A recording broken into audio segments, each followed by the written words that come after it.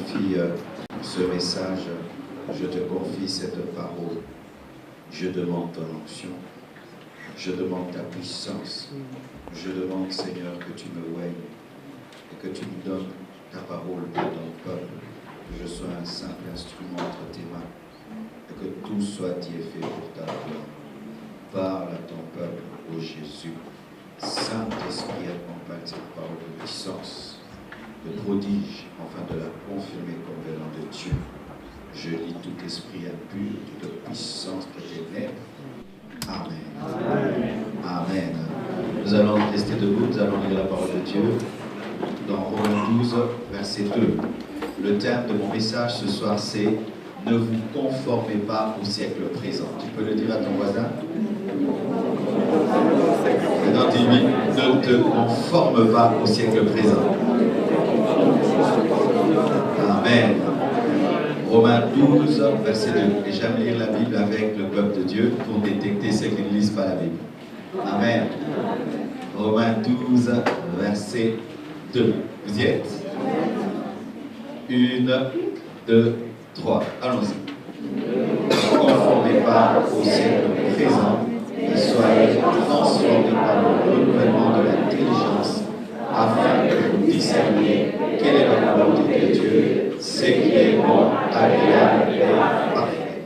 Nous lisons également Exode 32, 1 à 4.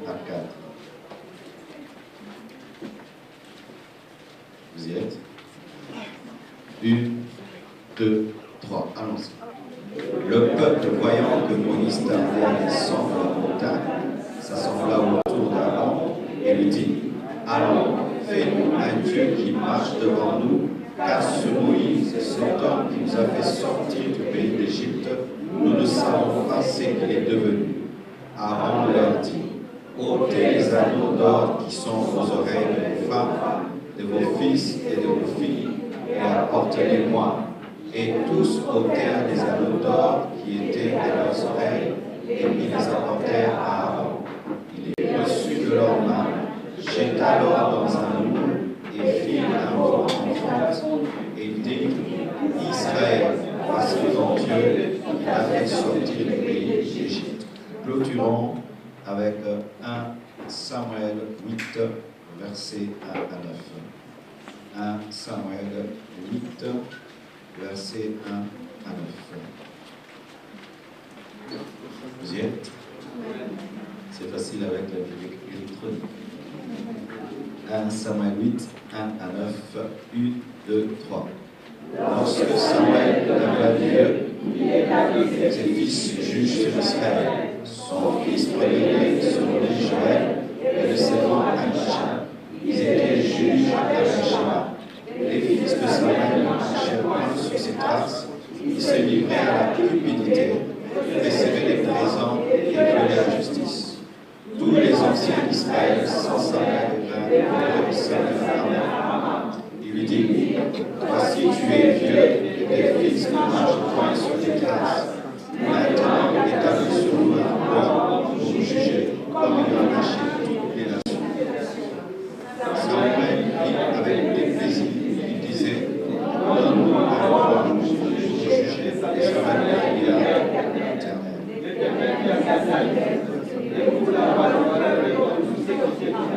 Car ce n'est pas toi qui rejettes, c'est moi qui rejette, afin que je ne règne plus sur eux. Ils agissent à ton égard comme ils ont toujours agi depuis que je les ai fait monter d'Égypte jusqu'à ce jour. Ils m'ont abandonné pour servir d'autres dieux. Écoute donc leur voix, et donne-leur des avertissements, et fais-leur connaître le droit du roi qui régnera sur eux. Que Dieu bénisse sa parole. Asseyez-vous, s'il vous plaît. Amen. Le thème de mon message, c'est « Ne vous conformez pas au siècle présent ». Alléluia. Que veut dire « Ne vous conformez pas au siècle présent ». Cela veut dire « N'acceptez pas de recevoir la forme du siècle présent ». N'acceptez pas de recevoir la forme du siècle présent. Parce que quand on dit conformer, dans le terme conformer, il y a former et il y a forme. Ne recevez pas la forme du siècle présent. Se conformer, c'est faire comme le monde. C'est ça, se conformer. Faire comme le monde. C'est subir la mouvance actuelle. C'est subir la mouvance actuelle. Se conformer. C'est chercher à plaire au monde actuel. Chercher à plaire au monde actuel. C'est chercher à plaire à ses contemporains au lieu de plaire à Dieu. C'est ça, se conformer. Chercher à plaire à ses contemporains au lieu de plaire à Dieu. C'est tout prendre sans discernement. C'est tout prendre dans le monde sans discernement, sans choisir. C'est cela, se conformer. C'est refuser de nager contre courant. Car il y a deux manières de nager. Soit tu te laisses emporter par la vague, soit tu nages contre la vague. Celui qui se laisse emporter par la vague ne fait pas trop d'efforts. Mais celui qui nage contre la vague doit faire beaucoup d'efforts. Mais c'est lui qui est plus musclé que celui qui se laisse emporter. Alléluia. C'est tomber dans un suivisme mortel, se conformer. C'est tomber dans un suivisme mortel. C'est refuser d'être différent et de se fondre à la masse. C'est refuser d'être différent pour se fondre à la masse. C'est ça, se conformer. Et aujourd'hui, Dieu nous dit, ne vous conformez pas au siècle présent. Qu'est-ce que le siècle présent? Au-delà d'être 2015, le siècle présent, c'est un système démoniaque qui régit le monde présent. C'est un système, lorsque la Bible dit siècle présent, ce n'est pas seulement 2015, mais c'est un système démoniaque qui régit le siècle présent. Ce système est caché dans les lois, ce système est caché dans la culture, ce système est caché dans ce qui paraît être bon, mais un système démoniaque. Alléluia. Le siècle présent, c'est le monde perverti actuel, parce que notre monde est perverti. Alléluia. C'est le monde perverti actuel. Le siècle présent, c'est la mondanité, l'amour pour le monde, alors que Dieu dit que cette terre est appelée à disparaître. Le siècle présent, c'est la culture actuelle, la culture moderne, la culture de l'homme actuel. C'est le siècle présent. C'est la civilisation actuelle. C'est la civilisation actuelle. Cette civilisation qui est appelée une civilisation moderne, développée, c'est le siècle présent. Le siècle présent, c'est le raisonnement, la manière de réfléchir, la manière dont on formate les intellectuels, la manière dont on éduque les enfants, la manière dont on est en train de faire que l'homme moderne réfléchisse. C'est le siècle présent. Le siècle présent, c'est la mode actuelle, ce sont les habitudes actuelles, c'est la tendance actuelle, c'est ce qui est à la mode, ce qui est à la page, c'est ce qui est accepté par tout le monde. C'est ce monde moderne, ce monde libéral et démocrate. Paul nous dit, ne vous conformez pas au siècle présent, mais soyez transformés par le renouvellement de l'intelligence, afin que vous discerniez ce qui est bon, agréable à Dieu. Alléluia. Amen. Entrons en profondeur. Dis à ton voisin, suis maintenant. Et vous allez m'excuser, je dis tout. Amen. Amen. Et c'est bien de vous prêcher, je ne vous connais pas. Comme ça, on n'a même pas causé avec le pasteur Pietro. Amen. Amen. Voici comment fonctionne le siècle présent. La première chose, c'est que dans le siècle présent, le bien devient le mal et le mal devient le bien. C'est l'homme qui détermine ce qui est bien et ce qui est mauvais dans le siècle présent. De sorte que le mal n'est plus ce que la Bible dit, mais le mal c'est ce que l'homme dans sa conscience dit que c'est mal.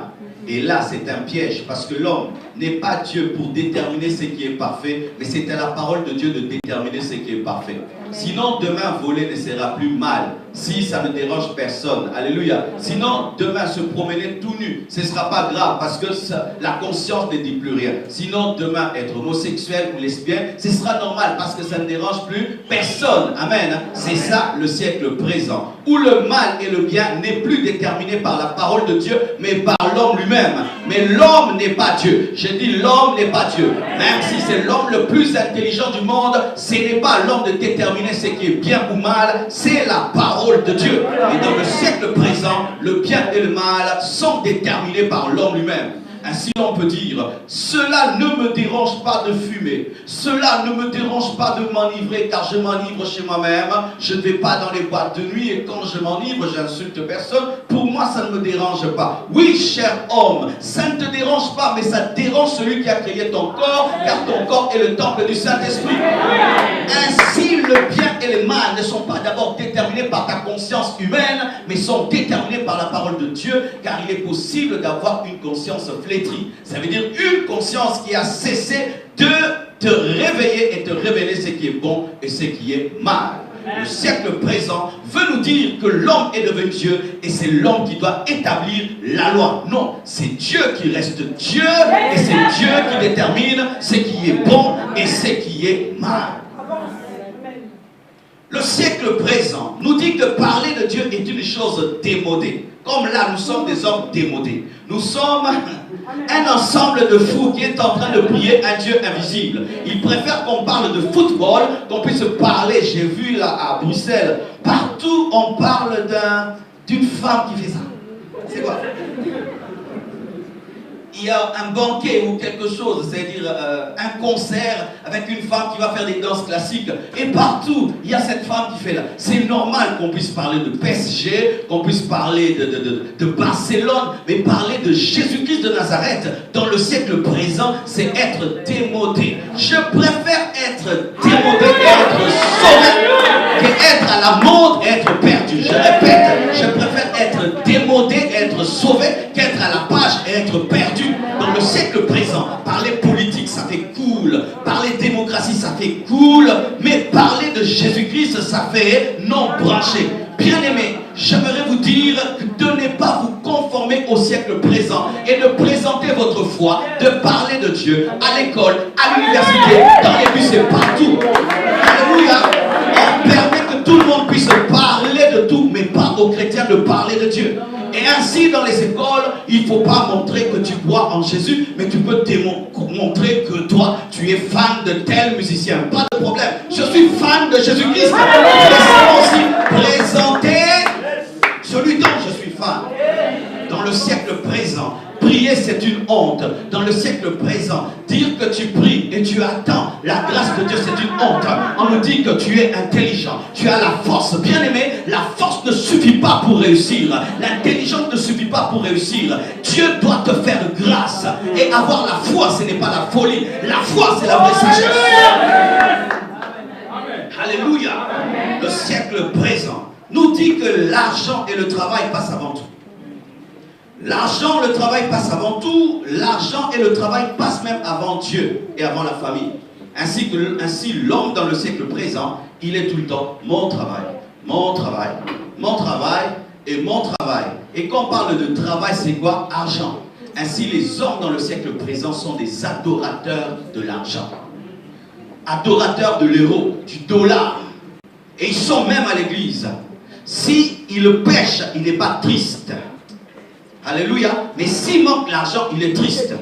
Ta joie vient de ton compte en banque au lieu de venir de la plénitude de l'esprit. Tu es un idolâtre. Je répète, si ta joie provient de ton travail et de ton compte en banque sans provenir de la plénitude de l'esprit, tu es un idolâtre, même si tu veux venir à l'église.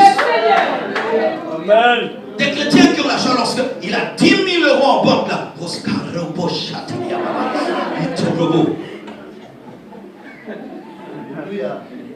S'il pêche et il a l'argent, tout va bien. Mais j'aimerais te dire que le jour de l'enlèvement, Dieu ne va pas tenir compte des comptes en banque. J'aimerais vous dire qu'il est possible que tu ailles en enfer tout en ayant beaucoup d'argent. Et dans le siècle présent, l'argent devient Dieu. L'argent devient Dieu. Travailler, travailler, travailler. Pourquoi travailler? Avoir plus et avoir plus jusqu'à ne plus avoir le temps pour Dieu. À ne plus avoir le temps d'aller à l'église. Certains ici, c'est le jour où Dieu vous a donné un travail que vous avez perdu la foi. C'est le jour où Dieu vous a donné un travail que vous avez cessé d'aller à l'église. C'est le jour où Dieu vous a donné un travail que vous avez cessé de prier avant de dormir et en vous réveillant. La première chose, tu te réveilles, tu cours au boulot, tu rentres, tu es fatigué, tu es un esclave du travail. Lorsque ton travail t'empêche d'être un adorateur, tu es un idolâtre. Je répète, lorsque ton travail t'empêche d'être un adorateur, tu es un idolâtre. Dieu a donné à Adam un travail, garder le jardin d'Éden. Mais lorsqu'il lui donne le jardin d'Éden, chaque soir, il venait pour causer avec lui, pour lui dire, je suis le centre du jardin, moi qui te l'ai donné. Mais des fois, vous vous attachez au jardin plus qu'au Dieu du jardin. Le siècle présent nous amène à adorer l'argent, le travail. Et ainsi, le travail passe avant tout, avant Dieu et avant la famille. Des gens qui ne font que chercher l'argent et qui oublient qu'ils ont des enfants, qu'ils ont une femme, qu'ils ont un mari. Des femmes qui travaillent et qui n'ont plus le temps pour leur mari. Des pères qui travaillent et qui oublient qu'ils ont des enfants. Mais si tu travailles autant et tu n'as personne avec qui tu vas vivre et te réjouir, et pourquoi tu travailles donc? Vous êtes dans le boulot, mais jamais le temps pour ta femme. Tu ne parles plus à ta femme, tu ne parles plus à ton mari, tu n'as plus le temps pour tes enfants. Mais tout le temps, le travail, c'est l'esprit du siècle présent. C'est le diable qui veut te prendre tout le temps pour que tu n'aies pas le temps d'éduquer tes enfants. Et ainsi, le jour qui viendra détruire ta famille, tu seras absent. Frères et sœurs, le diable peut t'occuper afin de s'occuper de ta famille. Il va t'occuper. Toute ta force et toutes tes pensées sont dans ton boulot et tu n'as pas le temps pour ta femme, tu n'as pas le temps pour ton mari. Ton conjoint tombe dans l'adultère et tu dis que c'est la faute de Dieu. Non, Dieu t'a dit, c'est vrai, que tu mangeras à la sueur de ton front, mais il n'a pas dit que tu seras tout le temps en train de travailler jusqu'à oublier ta famille et tes enfants, car lui-même s'est reposé le 7e jour alors qu'il n'avait pas transpiré. Dieu s'était reposé de quoi? Avait-il perdu la puissance? Non, c'était pour enseigner une chose, l'équilibre en toutes choses. Vous qui êtes tout le temps boulot, boulot, boulot, non, boulot, prière, boulot, adoration, boulot, ma femme, boulot, mes enfants, boulot, mes enfants, boulot, mon mari, et c'est boulot, boulot, boulot, tu es un esclave. Et pire, lorsque ton boulot ne te donne rien du tout, il y a des factures à payer. Alléluia. Amen. Le siècle présent nous dit que le mariage n'est plus sacré. C'est maintenant, comment tu vas? Nous vivons ensemble. Et vous le dites bien en français. Le péché, même si vous le dites en français, c'est le péché. Tu n'épouses pas une femme et tu vis avec elle. Nous sommes en concubinage. Nous avons fait des enfants. Ce n'est pas parce que tu as des enfants avec une femme que c'est ta femme. Ce n'est pas parce que tu as fait 10 ans avec un homme qu'il est devenu ton mari. Tant qu'il ne t'a pas épousé, ce n'est pas ton mari. Et vous divorcez comme vous voulez. Je ne le sens plus. Va-t'en. Le divorce, pour une autre raison que l'adultère, c'est un péché. Je n'aime pas son caractère. Il fallait l'étudier avant de l'épouser. Je n'aime pas son comportement. Tu devais étudier cet homme, cette femme avant de l'épouser. Une fois que tu l'as épousée, tu vas mourir avec elle. Jusqu'à ce que la mort vous séparera. Jusqu'à ce que l'enlèvement vous séparera. Je suis à mon 4e remariage. Et tu es fier. Et il y a maintenant ce qu'on appelle, ça c'est l'Ancien Testament, ça c'est le Nouveau Testament. Vous vivez tellement ensemble, 10 ans de fiançailles, et vous vivez, vous avez même des enfants, au point où vous ne prenez plus le temps de penser au mariage. Le siècle présent détruit le mariage et fait ceci, que la femme devient l'homme.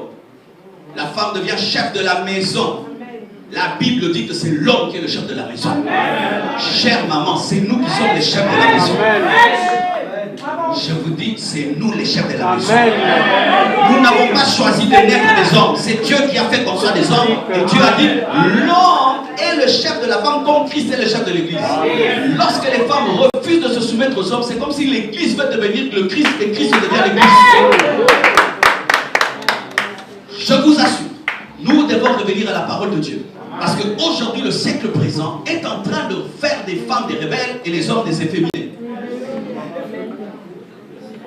Chers frères, ce n'est pas parce que tu es rempli du Saint-Esprit que tu dois oublier que c'est toi le papa et c'est toi le chef. Comment tu peux laisser ta femme, elle travaille, elle cherche tout, et toi tu es à la maison en train de zapper les chaînes de télévision? Des hommes qui ont oublié que ce sont eux qui doivent gagner le pain et ramener à la maison. Et ils sont très heureux d'avoir une femme qui gagne des millions. Même si ta femme est millionnaire, tu dois sortir te battre et ramener le pain à la maison. Alléluia. Ma soeur, même si tu étudies plus que ton mari, tu dois le laisser parler. Même s'il dit des erreurs, laisse-lui parler et tu vas corriger après. Car là, je suis étonné lorsque je reçois des couples ici en Europe. C'est-à-dire que le mari dit une phrase, la femme en a dit 50. Vous avez une vitesse verbiale terrible.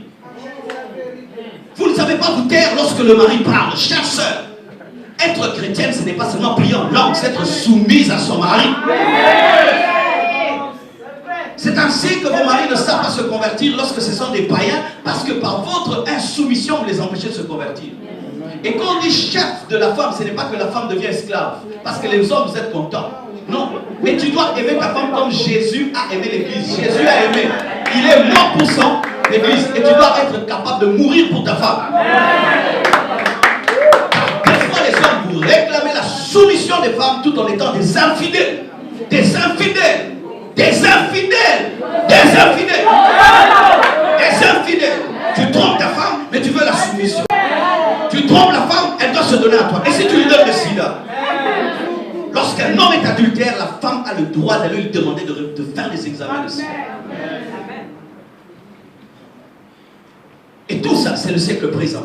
Des gens qui sont mariés comme s'ils n'étaient pas mariés. Tu décides seul, tu fais les choses seul, alors que tu as promis devant l'église, je me soumettrai à toi, je te serai fidèle. On se marie pour les papiers. On se marie pour les papiers. Tout mariage des papiers n'est pas un mariage. Quelle escroquerie, quel égoïsme que d'épouser l'autre rien que pour avoir un papier. Le siècle présent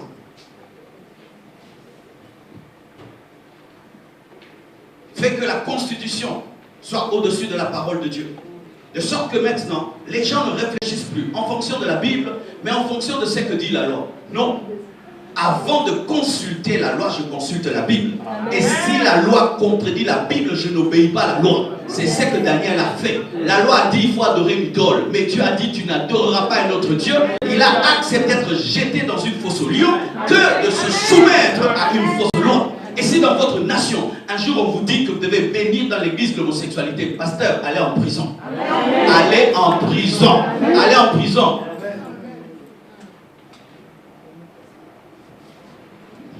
Comment se fait-il qu'aujourd'hui, si vous chamaillez avec votre femme vous chasse de la maison? Et une sœur en Christ qui chasse son mari parce que la loi le dit. Mais est-ce que la Bible dit que la femme doit chasser son mari de la maison? De ce côté-là, nous devons imiter un tout petit peu les musulmans. Qui, eux, même s'ils vivent dans une nation développée, ne prennent pas tout. Ils sont plus attachés au Coran qu'à la loi de la nation. Mais il y a des chrétiens qui sont plus constitutionnels que bibliques. Plus constitutionnels que bibliques. Ils obéissent plus à la constitution qu'à la parole de Dieu. Alors que la parole de Dieu est élevée au-dessus de la loi des hommes. Car si vous ne savez pas, toutes ces constitutions aujourd'hui ne font que préparer une chose, la venue de l'Antichrist. La venue de l'Antichrist. La plupart des lois sont dictées par des francs-maçons qui préparent la venue de leur maître. Bien s'habiller aujourd'hui dans le monde moderne, c'est quoi? C'est montrer son corps. Une femme bien habillée, c'est une femme dénudée. Être à la page, c'est être en mini-jupe. Être à la page, c'est montrer un peu de ceci et de cela. Aujourd'hui, l'habillement est devenu un habillement sexiste. Même dans l'église. Vous voyez les gens là à l'église, vous dites, est-ce que vous allez dans une boîte de nuit? Non, je vais prier Jésus-Christ de Nazareth, le roi des rois, le Seigneur des seigneurs, tout en montrant mes formes. lorsqu'une personne se convertit réellement, sa garde-robe reçoit Jésus-Christ comme Seigneur et Sauveur.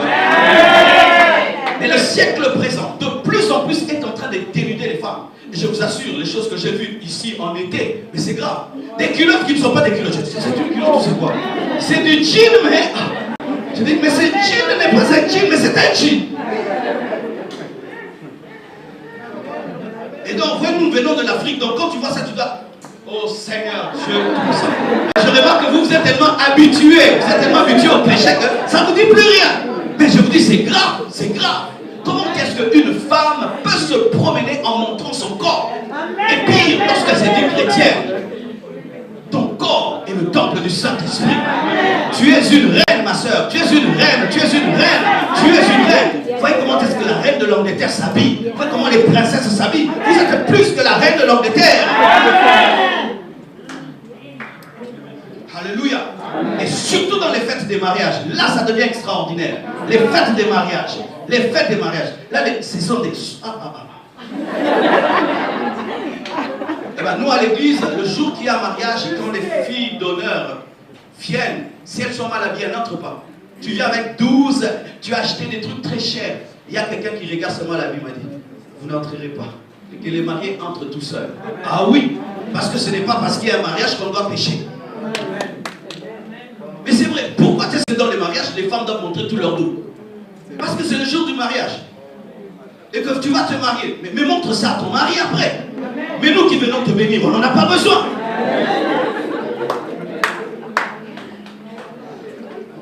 Le siècle présent nous enseigne l'égoïsme.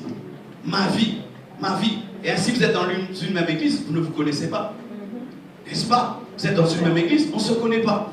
Qu'est-ce qu'il fait dans la vie? Comment il s'appelle? Le frère là en vert. Le frère là qui s'habille toujours en rouge. Quand on dit Amen, tout le monde se lève, il entre dans sa voiture, bah. Malgré qu'on est dans une même église, on est paranoïaque. On voit les démons partout.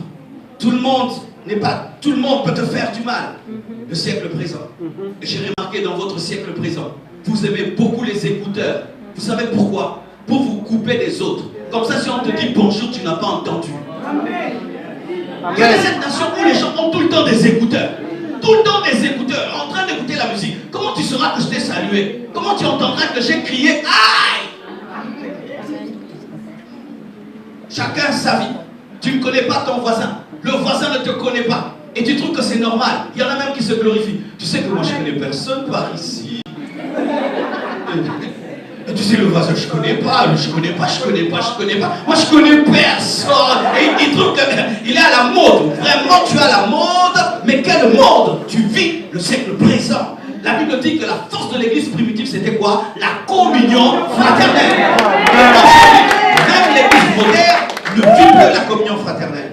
C'est le pasteur, c'est tout. Le pasteur. Moi je viens à l'église pour le pasteur Pietro. Le pasteur n'est pas le seul frère de l'église. L'autre c'est ton frère. Il peut te donner un travail, un conseil. Il peut se confier à toi. C'est que j'aime, c'est que Dieu nous enseigne cela dans le corps. Quand j'aime une chaussure, mes yeux apprécient la chaussure. Ce sont mes yeux. Mais ce ne sont pas mes yeux qui vont vers la chaussure. Ce sont mes pieds. Et mes pieds s'en approchent. Mais ce ne sont pas les pieds qui prennent la chaussure. Ce sont mes mains. Mes mains prennent la chaussure. Et quand je porte la chaussure, ce sont mes épaules qui manifestent ma joie parce que je change de démarche. Et quand on pose la question, est-ce que ça te va? Ce n'est pas les pieds qui disent c'est bon. C'est la bouche qui dit et siminga. Alléluia. Mais là, nous nous disons corps du Christ. Mais quand on dit Amen, c'est comme si on nous chassait. Rentrez dans vos maisons et que personne ne salue l'autre. Chacun pour soi. Chacun pour soi. Des égoïstes. Des égoïstes. Nous ne voyons plus même ces pauvres qui demandent l'argent en cours de route. Nous ne donnons plus l'argent aux pauvres en cours de route. Chacun dans sa voiture. Il élève sa vitrine. Il est dans une voiture climatisée avec une belle musique. Et un pauvre, il ne peut même pas baisser la vitre et donner. Et il demande que 10 euros, 5 euros, 1 euro. Un monde d'égoïsme. L'autre peut avoir un deuil et toi tu fêtes ici. Tu joues de la musique et ton voisin a un deuil et tu dis que tu es chrétien. Tu es en train de subir le monde actuel. Un monde dans lequel l'autre n'est qu'un numéro. Rien qu'un numéro. le voisin d'à gauche. Il s'appelle comment? Le voisin. Dans ce siècle, il y a la révolte des enfants. La révolte des enfants. Un jour, une maman en Angleterre me téléphone, elle me dit, pasteur, j'ai un sérieux problème, mon fils a 11 ans, il ne veut plus aller à l'école. Je dis, comment il ne veut pas aller à l'école? Mais tu l'amènes à l'école.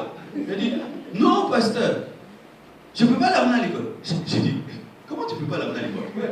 Parce que moi, je ne comprenais pas. Hein. Parce que moi, quand on m'emmenait à la maternelle, je pleurais, mais j'y allais quand même. Et je suis fier, je suis content. Elle dit, non, ici, quand l'enfant ne veut plus aller à l'école, tu le laisses. Sinon, on dit que tu es en train de...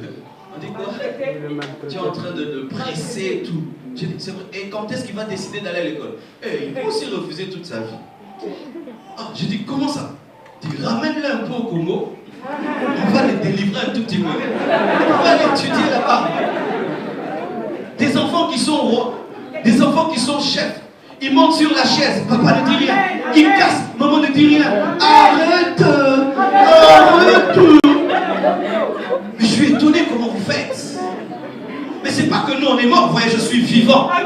Mais on a été enseignés à la dure, à respecter nos aînés, à respecter papa, à maman. Tu ne tutoies pas maman, tu respectes ton père, tu respectes l'oncle, et tu respectes le voisin, parce qu'il a seulement l'âge de ton père. Tu dis pas, eh ben, tu me saoules, j'ai jamais dit tu me saoules à mon père. Lâche-moi les baskets. Le monde présent engendre des rebelles, des enfants rebelles qui ne connaissent pas l'autorité du père et l'autorité de la mère. Et lorsque vous êtes des chrétiens, même si la loi le dit, enseignez vos enfants la parole de Dieu. Éduquez vos enfants conformément à la Bible à se soumettre. Sans les tuer, sans les maltraiter. Alléluia. Le siècle présent nous présente l'omniprésence de la technologie, sans laquelle on ne peut rien. L'homme moderne, lorsqu'il se réveille, qu'est-ce qu'il prend en premier? Le téléphone. D'ailleurs, il dort avec tout près là, mode vibreur, au cas où il y a un appel. Ce n'est plus on dort pour avoir des songes. On dort en attendant un SMS, un appel, WhatsApp, Viber. Tout le temps, il a son téléphone. S'il n'a pas son téléphone, il est perdu. Tout le temps, sur son ordinateur. Tout le temps. De sorte que lorsque nous prions avec le téléphone. Nous arrêtons de prier pour causer, pour répondre à des SMS. Nos journées ne commencent plus dans la présence de Dieu, mais commencent dans la présence de la technologie. Et cela est tellement présent de sorte que Dieu n'a plus la première place dans nos vies. Car je t'assure, lorsque tu commences ta journée au téléphone, tu peux y passer 2 heures sans te rendre compte. Des gens qui ont l'addiction de l'internet, ils sont plus sur le net et ils n'ont plus le temps d'avoir une vie avec les autres. Car l'ordinateur peut te prendre toute ta vie et tu te rends compte que tu ne causes plus avec les autres. Tout le monde est comme ça. Tout le monde est là. Tout le monde est là. Et de plus en plus, ça devient sophistiqué pour te prendre tout ton temps. Combien de temps passez-vous devant vos Bibles? Combien de temps vous passez devant Dieu dans la prière? Et combien de temps vous passez avec vos téléphones? Les mêmes personnes qui disent que lire la Bible c'est difficile peuvent y passer 2 heures, 3 heures dans leur internet. Le monde actuel nous oppresse en tout moment avec la technologie pour que tu n'aies pas le temps pour méditer, rester seul, réfléchir, sans toutes ces choses autour de toi. Le monde actuel nous enseigne la liberté sexuelle. Aujourd'hui, attendre de se marier pour avoir des relations sexuelles devient une vieille chose. Au point où les jeunes filles qui n'ont pas encore eu des relations intimes, on se moque d'elles. On dit qu'elles sont déphasées. Si en ce lieu tu es vierge, je t'acclame et je t'encourage. Attends le jour du mariage. Et cesse d'écouter les conseils de ton ami qui te dit que toi tu ne seras pas à la hauteur. Tu n'es pas une voiture qu'on essaye avant de l'acheter. Impudicité, la pornographie, des chrétiens qui regardent des films pornographiques et ils disent qu'ils en ont besoin pour arranger leur mariage. Donc vous avez besoin que les gens pêchent pour que vos mariages soient stabilisés. Alors comment vous allez prêcher la parole de Dieu à ceux qui font ces films-là. Converti, tu vas dire non, je t'aide beaucoup dans ton mariage. Laisse-moi continuer mon travail. Des gens qui vivent dans la masturbation. Dernièrement, je prêche sur la masturbation. Et quelqu'un m'écrit, dit, mon mari m'a abandonné, je suis seul et je suis obligé de le faire. Il trouve des raisons pour se masturber. Ton corps est le temple du Saint-Esprit. Si c'était si bien, pourquoi est-ce que tu te sens sale et culpabilisé chaque fois que tu le fais? Au dernier jour, les gens qui pratiquent la masturbation verront leurs mains être présentées comme des prostituées. Car quand tu vis dans la masturbation, ta main c'est ta prostituée. Et la Bible dit que si ta main est une occasion de chute pour toi, coupe-la. C'est pas que tu dois prendre un couteau, mais tu dois arrêter par la grâce de Dieu. Le monde actuel nous enseigne l'orgueil. Aujourd'hui, l'orgueil, c'est quoi? C'est avoir une forte personnalité. Lorsque quelqu'un est orgueilleux, ah, il a une forte personnalité, celui-là. Eh bien, celui-là, quand tu lui dis, il te répond, hein, celui-là. Quelle forte personnalité. La Bible dit que l'orgueil précède la chute. L'orgueil, c'est la nature du diable. L'orgueil est démoniaque. L'homme actuel est orgueilleux. Les personnes qui sont présentées comme étant des stars sont des orgueilleux, des stars orgueilleuses, des hommes orgueilleux. Ce sont eux qui sont brandis comme étant des modèles. Soyez comme telle fille, soyez comme cet homme. Mais vérifiez ces stars de la musique, ces stars de la télévision, ces stars des films vivent dans l'orgueil. 80 voitures, 80 Lamborghini. Une maison dans laquelle il ne peut même pas habiter.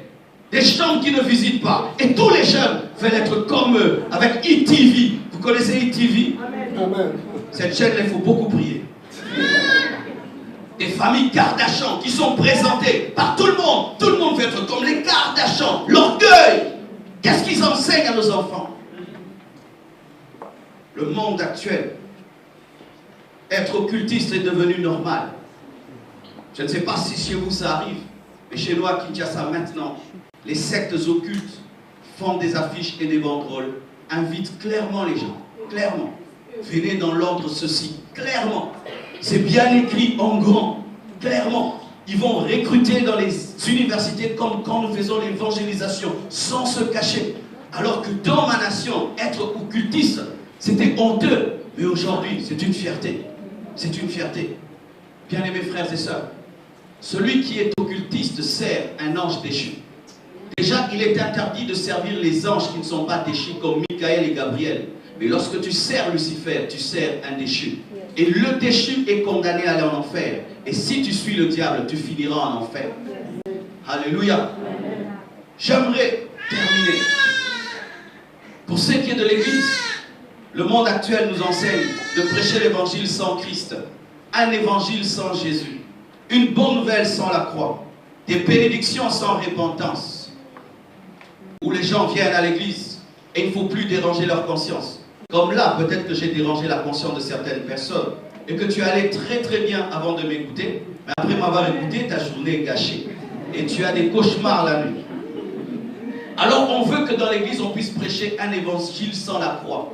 Dieu va vous bénir, dites Amen cette fois. Amen, Amen, Amen. Vous allez monter. Amen, Amen. Cet Amen, c'est l'année de gloire. Amen, Amen, Amen. Mais la Bible dit quoi? Si tu obéis, c'est alors que ces bénédictions t'accompagneront. Le siècle présent veut faire de l'église un endroit psychologique où au lieu de donner des messages, on donne des massages aux gens. Un endroit où on vient seulement reconforter votre ego. Tu es grand, tu es fort, au lieu de vous présenter la croix et de vous demander de vous repentir. C'est pourquoi si tu pries dans une église dans laquelle on ne prêche pas la repentance, ce n'est pas une église. C'est une église qui subit le temps présent. Où tu sens que dans tout ce qu'on fait dans cette église, c'est ta poche, ton argent, ton argent, ton argent. Bien aimé, Dieu cherche ton cœur avant de chercher ton argent. Car si tu te convertis vraiment, tu donneras ton argent. Le monde aujourd'hui veut des chrétiens qui sont chrétiens de nom, mais dans leur vie ne sont pas des chrétiens. Comment vivez-vous chez vous? Dans la haine et la rancune. Comment gagnes-tu ton pain? En mentant, en volant. Les gens qui viennent à l'église et qui prient, mais quand on dit Amen, ils mènent une autre vie. Et tout le monde dit que je suis chrétien. Aller à l'église devient une mode. Être chrétien, ce n'est qu'une étiquette. Mais on réunit l'amour, l'humilité, la simplicité. Des problèmes parmi les chrétiens, comme si on était des païens. Des gens qui prient dans une même église, mais qui ne se saluent pas, qui se rivalisent. Tel prêche, je dois prêcher plus que lui. Tel a prophétise, moi aussi je dois prophétiser plus que lui. Dieu élève l'autre à l'église. Vous allez vers le pasteur pour le casser. Dans l'église, pourquoi le pasteur donne plus de responsabilité à tel frère, pas à moi? Est-ce qu'il y a une compétition de la main droite et de la main gauche? Sachez, s'il y a une compétition entre la main droite et la main gauche, on va les amputer. Êtes-vous vraiment des vrais chrétiens? Ou avez-vous l'apparence? Lorsqu'on est chrétien, on vit dans l'amour, on vit dans la sainteté. On cherche à ressembler à Jésus-Christ. On ne se limite pas à aller à l'église et à adorer. Mais dans la société, on manifeste Jésus. De sorte que ce sont les païens qui doivent témoigner de vous. De sorte que ta femme qui ne vient pas à l'église témoigne que tu es chrétien. Ton mari témoigne que tu es chrétien. Sans cela, bien-aimés, nous subissons le monde actuel. Un monde qui veut vider l'évangile de sa substance, le christianisme de son christianisme. Ainsi, les églises deviennent des musées. Ah, j'ai vu de belles églises par ici. J'avais envie qu'on me les donne. Une église qui devient une boîte de nuit. Une église qui devient un musée. Les gens viennent visiter l'estrade et on n'y prêche pas. Pourquoi? Parce que ceux qui ont prié dans cette église ont oublié l'essentiel, la vie de Christ. Ce qui est important dans un temple, ce n'est pas la grandeur du temple, c'est la qualité de vie que vous menez dans vos maisons, pas l'église, dans vos maisons. Sinon l'église se videra un jour. Voici deux exemples dans la parole de Dieu, des gens qui se sont conformés. La Bible nous dit que lorsque Moïse est allé à la montagne, le peuple qui est resté a dit, ce Moïse-là, depuis qu'il est parti, nous ne savons pas quand est-ce qu'il reviendra. Ils sont allés auprès de Aaron. Ils lui ont demandé de leur faire un veau d'or, comme les autres peuples. C'est-à-dire que lorsqu'ils étaient en Égypte, ils enviaient les Égyptiens qui avaient un Dieu visible. Eux, ils avaient un Dieu qu'ils ne voyaient pas. Ils ont voulu avoir un Dieu comme. Ils se sont conformés aux Égyptiens. Et qu'est-ce qui est arrivé? Moïse est descendu de la montagne, il a jugé le peuple et 3000 personnes sont mortes. La Bible nous présente encore Israël qui veut avoir un roi physique. Ils ne veulent plus de la théocratie. Ils ne veulent plus que Dieu dirige. Ils veulent maintenant qu'un homme visible dirige comme les autres nations. C'est alors que Dieu leur a donné Saoul. Saoul qui les a maltraités. Samoul qui les a opprimés. Bien-aimés, écoutez ceci. La Bible dit, par rapport au siècle présent, il ne faut pas te conformer, mais il faut discerner. Et pour discerner, il faut vivre le renouvellement de l'intelligence. Qu'est-ce que le renouvellement de l'intelligence? C'est cesser de réfléchir comme un homme pour commencer à réfléchir comme Dieu par l'aide du Saint-Esprit et de la parole. Amen. Ainsi, le monde actuel me dit qu'il faut mentir pour devenir riche. Mais je vais lire dans la parole de Dieu. Dieu me dit, contente-toi de ce que tu as. À cause du renouvellement de l'intelligence, je refuse de voler et je me contente de ce que j'ai. Lorsqu'il y a la mode des pantalons ceci, des jupes cela qui viennent, je vérifie dans cette mode quel est le pantalon qui est biblique et la robe qui est biblique. Amen. Alléluia. Je ne prends pas tout, mais je choisis dans la mode ce qui est accepté par la Bible. Lorsqu'il y a une loi qui est établie, je vérifie si la loi est biblique. Je ne prends pas tout, mais je choisis. Ainsi, vous ne devez pas rejeter tout ce qui est dans le monde, mais vous devez discerner ce qui est dans le monde et ne prendre que ce qui est bon, agréable et parfait devant Dieu. Sinon, ce sera la mort et la destruction. Sinon, vous allez ressembler au monde tout en venant à l'église. Ressembler au monde tout en venant à l'église. L'église, lorsque l'église veut amener le monde dans l'église, on doit les mettre à l'aise. On va vous mettre des musiques mondaines. On va mettre des cantiques mondains. On va tout faire pour que ça vous plaise. Mais Dieu va frapper. C'est pourquoi vous devez être la génération de Josué. Lorsque tout le monde adore le veau d'or, vous attendez le retour de Moïse.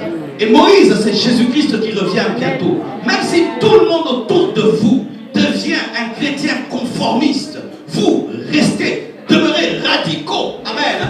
Même si vous serez déphasés, parce que Josué ne participe pas à la fête du veau d'or. Lorsque tout le monde chante et danse, lui, il est à genoux au bas de la montagne. Le problème, c'est que les gens ne veulent pas être seuls. Où tu es à l'église, tout le monde est dans le monde, mais toi tu gardes ta position. Tout le monde va être acclamé. Bien aimé, même si le monde ne t'acclame pas, si Dieu est d'accord, cela te suffit. Ce ne sont pas les hommes qui vont te récompenser au dernier jour. Acceptez d'être des fois marginaux. d'être mis de côté comme le prophète Michel. On savait que lui disait toujours la vérité. Il a refusé de se conformer. Faire comme tout le monde, c'est facile. Mais rester attaché à Dieu, c'est ça le prix qu'il faut payer. Et vous devez être capable même de mourir pour cela. Mourir pour cela. Lorsque tout le monde adorait le faux Dieu, Abnego, Meshach et Shadrach ont refusé. Ils ont dit, même si Dieu ne va pas nous délivrer, nous sommes prêts à mourir dans ce feu. Mais nous n'adorerons pas le veau d'or. Le monde actuel a présenté des veaux d'or. La mode, une manière de réfléchir, une manière de penser. Et tout le monde doit fléchir. Vous devez refuser. Vous devez refuser. Jésus revient bientôt, bien-aimé. Et l'Antichrist est à la porte, parce qu'après l'enlèvement, l'Antichrist va se manifester.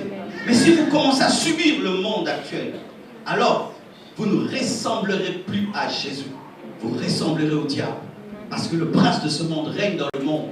Et c'est à lui qu'on ressemble lorsqu'on se conforme. Que Dieu vous bénisse. Amen.